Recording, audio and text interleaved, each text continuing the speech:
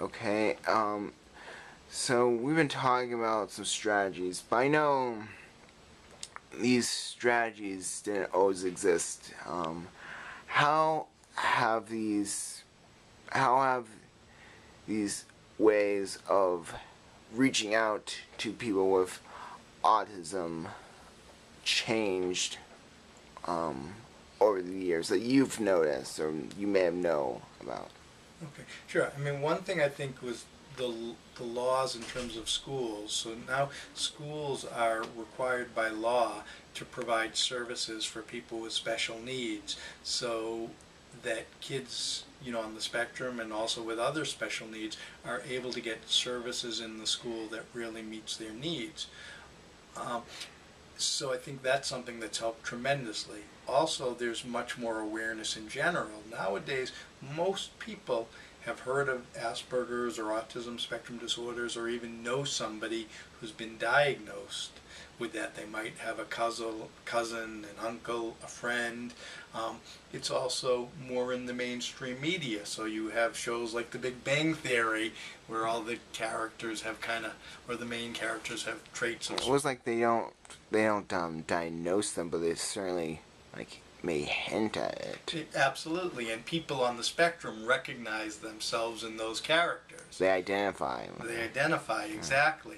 Or there was the show Parenthood, where there was one of the children in the show was diagnosed with Asperger's, and interestingly enough, the producer of the show, I heard him speak at the Asperger's Association of New England, his son in real life had Asperger's, and the character was kind of diagnosed based upon his son. So there's much more awareness, which I think is a huge thing, and much more services available.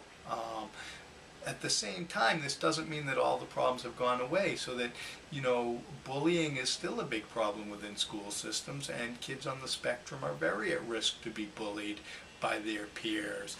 And certain school systems deal with that very, very well and have environments that are very embracing and inclusive, and other schools don't do as well. And so that's really important. And that even within the same school, you can have a teacher who's really good at understanding kids who are a little bit different, and some teachers who are not so good at that. And again, one of the things I said earlier is when kids on the spectrum, and probably with other disabilities as well, when they feel like understood, that somebody gets them, that somebody's willing to work with them, they do much, much better.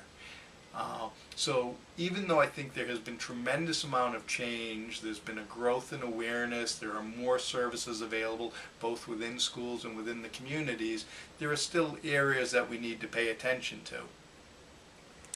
But why should these school systems change? Why is it so necessary for them to have a special education as part of their program? Like why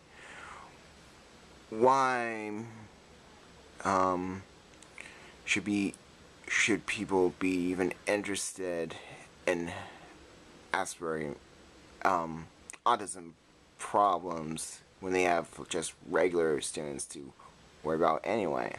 Well, yeah, again, another great question, but I think it depends upon what type of community do you want to be. Do you want to be a community that only helps and serves some people, or do you want to be a community, and this goes beyond autism spectrum disorders, this is, Of course. of course, do you want to be a community that helps all people? And oftentimes that some of those people that, who you help, they in turn can do really fantastic things that is really, can be benefit to all of us. And you had mentioned Einstein earlier, and certainly Einstein was never diagnosed with Asperger's autism spectrum disorder, but if you read his biography, boy, he sure had lots of traits of it. And that's the same thing for many famous inventors and scientists who've contributed a lot to society. And there are other people. I once worked with this third grade boy not sure where he is now, but he struggled so much in school, but he was a genius when it comes to everything electronically. Right. And he would walk into my office, and all he would care about was anything electronic. And I'd say, sometimes I think you care more about electronics than you do about people. He said, sometimes I do. And he said, actually, I think you do most of the time. And he agreed with me. But this was a kid who, if I had him in a school, I would have said, let him go to town, working on his electronic inventions, and someday he'll develop something that will help all of us. It used to be, and it still is in certain schools, certainly, that, things, the ideas of inclusion, having people with learning disabilities, severe learning disabilities, being included in regular classrooms was something like a crazy idea. But why do you think inclusion works, and why do you think it's important? Yeah, I think it's a really individual thing. I think it's trying to figure out what's best for that individual student. So some students are best being included because they can succeed in that environment, and they want to be, with kind of what's called neurotypical peers, and they're able to do the work and keep up, and others can do that if they get just a little bit of support.